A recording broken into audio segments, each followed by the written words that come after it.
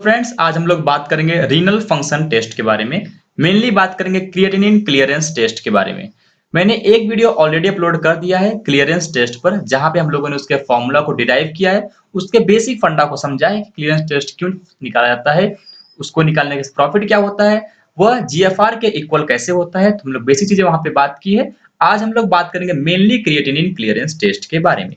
तो सबसे पहली बात तो यह क्रिएटिनिन होता क्या है। हमें पता है हमारे मसल्स में क्रिएटिन फॉस्फेट होते हैं। हमारे मसल्स में क्रिएटिन फॉस्फेट होते हैं। क्रिएटिनिन उन्हीं क्रिएटिन फॉस्फेट का ही एक्सक्रीटरी प्रोडक्ट है।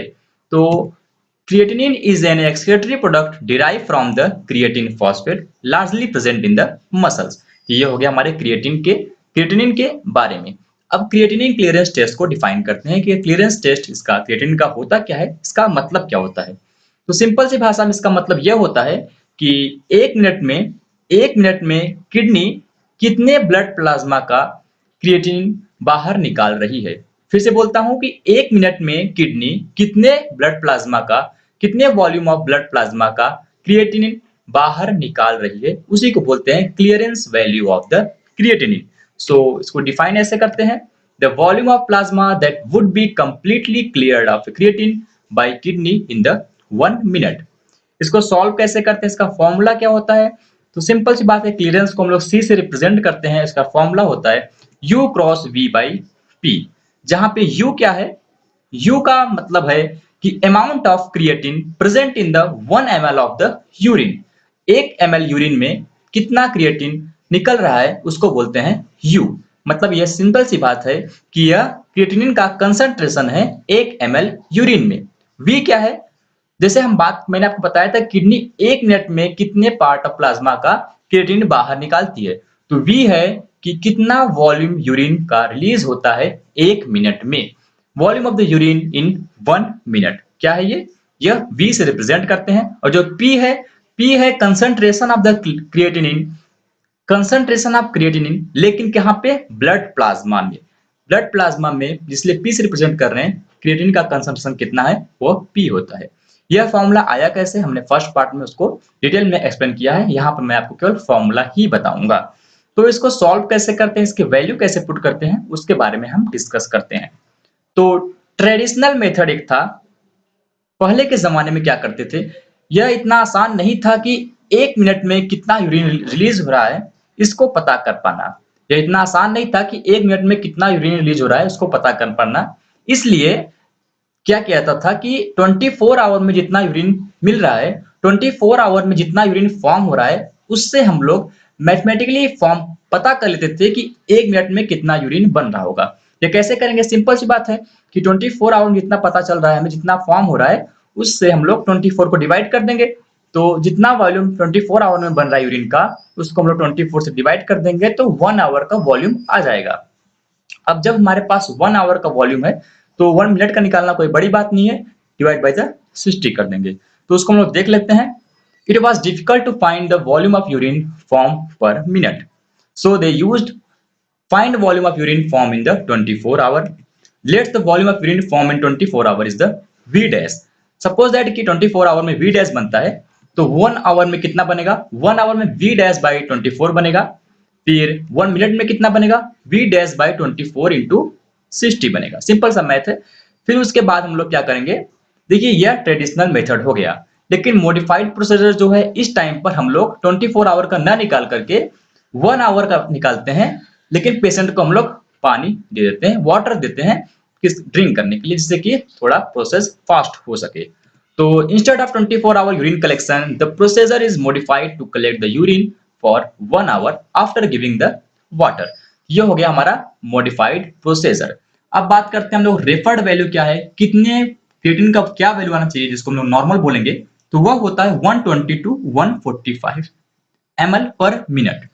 तो the normal range of creatinine clearance is around the 120 to 145 ml per minute। इसको हम लोग नॉर्मल बोलते हैं। अगर इतना आता है लगभग, तो समझिए आपका नेफ्रॉन या किडनी फंक्शन ठीक से कर रहा है, ग्लोमेरुलर फिल्ट्रेशन रेट ठीक है। अब हम बात करते हैं कि यह थोड़ा वुमेन में थोड़ा इसका वैल्यू स्लाइटली लोअर होता है। और देखिए, यह अभी तो हम लोग बात कर रहे थे टाइम के रिस्पेक्ट में, लेकिन अब थोड़ा और मॉडर्न टाइम की बात करें, रिसेंट ईयर की बात करें, तो क्रिएटिनिन क्लियरेंस वैल्यू को हम लोग बॉडी सरफेस के रूप में भी एक्सप्रेस करते हैं, जिसको हम लोग डिटेल में एक सेपरेट वीडियो में पढ़ेंगे कि बॉडी सरफेस एरिया के रिस्पेक्ट में कैसे क्रिएटिनिन क्लियरेंस टेस्ट को पता किया जाता है। फिर बात करते हैं डायग्नोसिस यूज क्या है, डायग्नोसिस इंपॉर्टेंस क्या है क्रिएटिनिन क्लियरेंस टेस्ट का। तो मैंने आपको ऑलरेडी बताया था कि क्रिएटिनिन से हम लोग पता कर सकते हैं, क्लियरेंस वैल्यू से पता कर सकते हैं कि जीएफआर कितना है, और जीएफआर से हम लोग प्रेडिक्ट कर सकते हैं कि किडनी का फंक्शन या नॉर्मलिटी, किडनी में कोई प्रॉब्लम तो नहीं है। तो अ डिक्रीज इन क्रिएटिनिन, देखिए अगर क्लियरेंस वैल्यू जो क्रिएटिनिन का वो 75% नॉर्मल से कम आ रही है, तो इसका मतलब यह इंडिकेटर है कि आपका रीनल डैमेज हो रहा है। अगर क्रिएटिनिन क्लियरेंस की वैल्यू नॉर्मल से 75% कम आ रही है, तो इसका मतलब रीनल डैमेज हो रहा है। फिर बात करते हैं, this test is useful for early detection of the kidney impairment in the kidney function, detection of the kidney function often before the clinical manifestation are the seen. मतलब प्रॉब्लम रियल में दिखे आपको, बाहर से कोई सिंड्रोम या sign दिखे, उसके पहले हम लोग पता कर सकते हैं किससे, हमारे क्रिएटिनिन क्लियरेंस टेस्ट से। फिर देखिए, अब आप सोच रहे होंगे कि अगर हम लोग ये जो प्लाज्मा का वॉल्यूम पता करते हैं कि कितने प्लाज्मा के वॉल्यूम से क्रिएटिनिन बाहर निकल रहा है, जिससे जीएफआर प्रेडिक्ट करते हैं, तो क्या ऐसा नहीं कर सकते हैं कि प्लाज्मा में कितना क्रिएटिनिन प्रेजेंट है ये पता कर लें, मतलब प्लाज्मा में, ब्लड में क्रिएटिनिन का कंसंट्रेशन पता कर लें, क्रिएटिनिन का अमाउंट पता कर लें, तो हम प्रेडिक्ट कर सकते हैं कि किडनी काम कर रही है कि नहीं कर रही है। सिंपल सी बात है, अगर किडनी काम कर रही होगी तो प्लाज्मा में क्रिएटिनिन नहीं होगा, कम होगा, लेकिन अगर किडनी काम नहीं कर रही है ठीक से, तो प्लाज्मा में क्रिएटिनिन बढ़ जाएगा। तो ऐसा प्रेडिक्ट कर सकते हैं कि किडनी का फंक्शन नॉर्मल है या नहीं है। तो क्यों हम लोग क्रिएटिनिन क्लियरेंस टेस्ट करते हैं, डायरेक्ट ब्लड का एनालिसिस क्यों नहीं कर सकते हैं।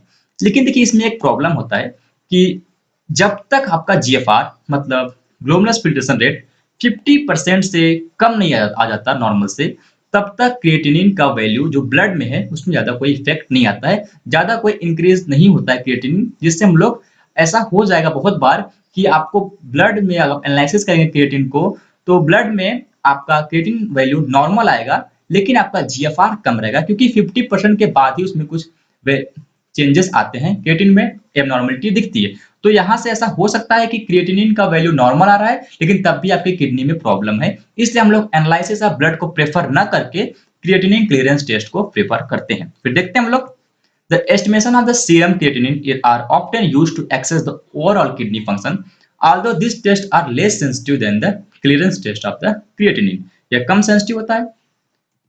It is observed that the GFR must fall to about 50% of its normal value before a significant increase in serum creatinine occur। तो 50% जब तक GFR कम नहीं होगा, तब तक कोई significant creatinine में इंक्रीज नहीं दिखाई देगा हमारे ब्लड में। Therefore, a normal serum creatinine level does not necessarily means that all is well with the kidney। मैंने आपको ऑलरेडी इसको एक्सप्लेन किया। फिर बात करते हैं, देखिए जब तक 50% आपके नेफ्रॉन काम कर रहे हैं, मतलब अगर 50% आपके नेफ्रॉन खराब जाते हैं, तो क्रिएटिनिन का जो कंसंट्रेशन है वो सीरम में जो क्रिएटिनिन का कंसंट्रेशन है वह डबल हो जाता है। मतलब अगर आपको ब्लड सीरम में क्रिएटिनिन का कंसंट्रेशन डबल दिखे या इंक्रीज दिखे, तो आपको समझना चाहिए, प्रेडिक्ट करना चाहिए कि नेफ्रॉन के फंक्शन में कुछ प्रॉब्लम हो रही है। उसके लिए हमें फिर क्रिएटिनिन क्लियरेंस टेस्ट के लिए प्रेफर कर देना चाहिए पेशेंट को। तो आप यहाँ से समझ सकते हैं, एनालिसिस ऑफ ब्लड पूरा स्पेसिफिक नहीं है, इसलिए हम लोग क्लियरेंस टेस्ट को मोर वैल्यू देते हैं। फिर बात करते हैं क्या रिलेशन है जीएफआर का और सीरम क्रिएटिनिन का।